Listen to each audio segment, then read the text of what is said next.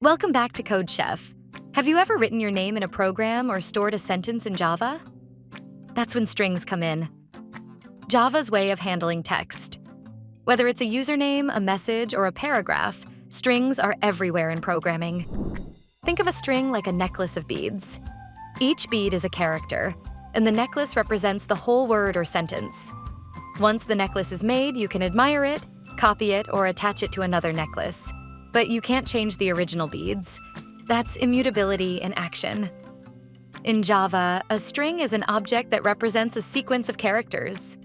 Strings are immutable, meaning once created, their content cannot be changed.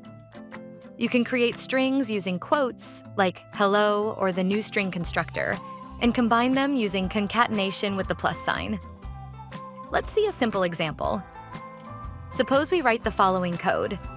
Java creates greeting and name as separate strings.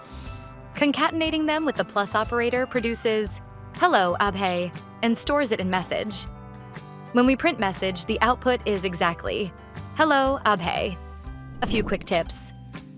Strings are immutable, so modifying a string actually creates a new one.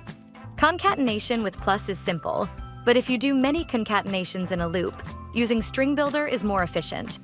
You can also combine literals, variables, and even numbers in concatenation. For example, age plus 21 becomes age 21. Now it's your turn.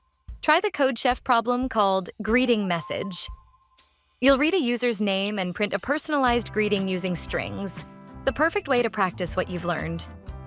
Today you learned that strings in Java are sequences of characters. They're immutable by nature and can be combined using concatenation. These basics are essential for handling text in all Java programs. Keep practicing, keep coding, and remember, code. Debug, repeat. Build mastery with CodeChef.